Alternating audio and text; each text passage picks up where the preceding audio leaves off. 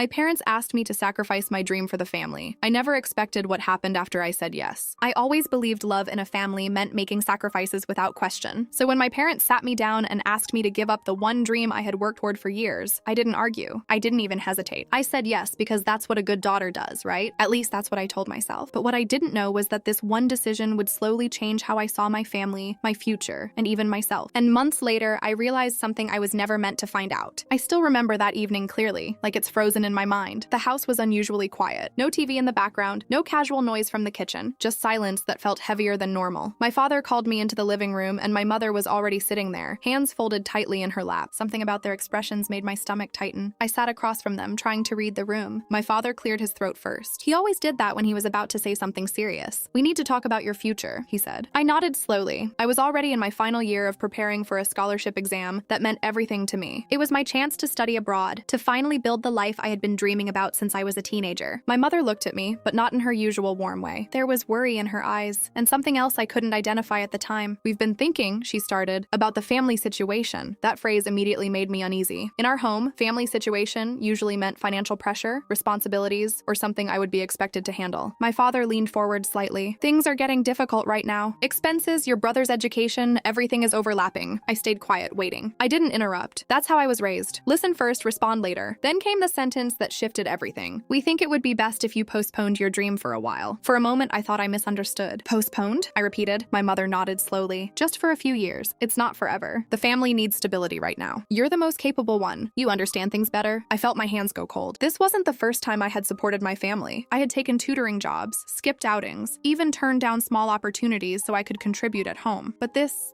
was different. This exam, this scholarship, I've been preparing for 3 years, I said carefully. "If I delay it now, I lose everything." My father sighed like he already expected resistance. "Life doesn't always go as planned. Family comes first." That line hit harder than anything else. Family comes first. I looked at my mother, hoping for even a small sign that she understood what I was giving up. She avoided my eyes. The silence stretched. I could feel something building inside me. Not anger exactly, more like confusion mixed with disbelief. "So you're asking me to give up my future," I said slowly, "because things are hard right now?" My mother quickly shook her head. "Not give up, just delay. You're young. You'll get another chance." But I knew that wasn't entirely true. Opportunities like this didn't come again easily, especially not the one I had worked so hard for. I had studied late nights when everyone was asleep. I had failed tests and tried again. I had built my entire routine around this goal, and now in one conversation, it was being reduced to just delay it. My father leaned back in his chair. "We are not forcing you, but we are asking you to think like part of this family." That line stayed with me more than anything else. Think like part of this family. Was I not already doing that? I looked down at my hands. My throat felt tight. I wanted to say no. I really did, but saying no felt like betraying them, like I was choosing myself over everyone who had raised me. And that thought, I wasn't prepared to carry it. So I did what I had always done. I agreed. "Okay," I said quietly. My mother immediately looked relieved. My father nodded like the matter was settled. "Good," he said. "We knew you would understand." But I didn't feel understood. I felt something else, something I couldn't name yet. That night, I couldn't sleep. I kept thinking about the scholarship email sitting in my inbox, the preparation timeline I had carefully planned, the future I had been building piece by piece. And now everything felt paused. Outside my room, I could hear my parents talking softly. I couldn't hear the words clearly, but I caught fragments. Money, responsibility, pressure. At one point, my mother said something that made my father go quiet for a long time. I almost opened the door to ask what they were discussing, but I didn't. Instead, I just lay there staring at the ceiling, trying to convince myself that I had done the right thing, because that's what I told myself, right? But deep down, a small thought refused to go away. What exactly was so urgent that my future had to be the price? And why did it feel like there was something they weren't telling me? I didn't know it yet, but that question would be the beginning of everything. That night, I overheard something from my parents that didn't make sense at the time, but months later, I finally understood what they were hiding. The next morning felt strangely normal. That was the odd part. No one acted like anything major had happened. My mother was in the kitchen making breakfast like always. My father was reading the newspaper, occasionally sipping tea. My brother was scrolling on his phone, barely noticing anyone. But I felt different. It's hard to explain, but it was like I had quietly stepped out of my own life and hadn't fully stepped back in. I sat down at the table and picked at my food. No one brought up the conversation from last night. Not a single word. That silence was louder than the discussion itself. After a while, I couldn't hold it in anymore. "About yesterday," I said carefully. My mother looked up immediately, like she was expecting this. My father folded his newspaper slowly. "Yes," he replied. I hesitated. "When do you want me to pause my exam preparation?" My father exchanged a quick glance with my mother. That small look didn't go unnoticed. "As soon as possible," he said. "Maybe this week you should reduce your focus on it." That sentence hit harder than I expected. Reduce my focus. Like something I had built my entire identity around could just be turned down like volume on a radio. I nodded slowly, even though I didn't fully agree. "Okay," but inside something something felt off. Why the urgency? Why this sudden pressure? I decided not to argue. Not yet. Instead, I did something I never usually did. I started observing. That day, I paid attention to everything. My father left the house earlier than usual. My mother received 2 phone calls she didn't answer in front of me. My brother suddenly started acting unusually quiet when I entered the room. Small things, nothing obvious. But together, they formed a pattern I couldn't understand yet. That evening, I went to my room and opened my laptop. I tried to focus on studying, but my mind kept drifting. Every time I solved a question, my thoughts would return to that conversation. Family comes first. Why did that sentence feel heavier now than it did before? Later that night, I heard voices again outside my room. This time, I paid attention. My mother and father were talking in the hallway, not arguing, but definitely serious. I quietly got up and moved closer to the door, careful not to make any sound. My father's voice came first. She agreed, so that part is settled. My mother replied, but her tone was tense. It's not settled. She doesn't fully understand what she's giving up. A pause followed. Then my father said something that made my breath stop for a second. She doesn't need to know everything right now. I froze. Everything? What did that mean? My heart started beating faster, but I stayed silent, pressing closer to the door. My mother's voice dropped lower. And if she finds out later? My father sighed. She won't. Not if we manage things properly. There was another silence, longer this time. I felt my stomach tighten. This wasn't about just delaying my exam. This wasn't just financial pressure. There was something else. Something they were actively trying to hide from me. I slowly stepped back from the door and sat on my bed, my mind racing. What could they possibly be hiding that required me to give up my future? I tried to think logically. Debt? A family obligation? Something related to my brother? But none of it made sense. If it was money, they would tell me directly. We had always been transparent about struggles before. This felt different, more controlled, more intentional. The next day, I tried to act normal again, but I started noticing even more details. My father was checking documents more often than usual. My mother kept her phone locked at all times. And once I saw a folder on the dining table with papers I had never seen before. When I asked about it, my mother quickly covered it. Old paperwork, she said too fast. That answer didn't sit right with me. By the 3rd day, I couldn't ignore it anymore. I decided I needed answers. Not confrontation, just clarity. So I waited for the right moment when my father was alone in the living room. He was watching TV relaxed for the first time in days. I sat beside him. Can I ask you something? I said quietly. He didn't look away from the screen. Of course. I took a breath. What exactly is so important that I had to pause my exam preparation? For the first time, I saw hesitation on his face. Not anger, not annoyance, just hesitation. He finally turned the TV off, and that's when I realized whatever truth I was about to hear, it wasn't going to be simple, because my father looked like someone deciding how much of a truth he was willing to risk telling, and I wasn't ready for what came next. When my father finally answered, he didn't deny anything. Instead, he said something that made me question everything I believed about my family. My father didn't answer immediately. That silence again. But this one felt heavier than all the previous ones combined. He leaned back slightly, rubbing his fingers together like he was organizing his thoughts. I could see it clearly now. This wasn't a casual conversation for him. It was something carefully measured. You're asking the right question, he finally said. That alone made my chest tighten, because it didn't feel like reassurance. It felt like delay. I stayed quiet, waiting. He glanced toward the hallway, then lowered his voice slightly, even though no one else was around. Things are not as simple as you think. I nodded slowly, then explain it to me. For a moment, I saw something in his eyes. Not anger, but tiredness, like he had been carrying something for a long time. Then he said it. We're dealing with a situation that involves the entire family's stability. I frowned. What situation? He paused again. And this time when he spoke, his voice was more careful. There are commitments we made a long time ago. Commitments that are now becoming active. I didn't understand what he meant. Active? I repeated. He sighed. Look, I didn't want you involved in this at all. That sentence hit differently. At all? I straightened slightly. Involved in what exactly? He looked at me now, directly, and I could tell he was choosing every word. There are financial and legal obligations tied to our family that we can't ignore. My mind tried to process it. Legal obligations? That didn't match anything I knew about us.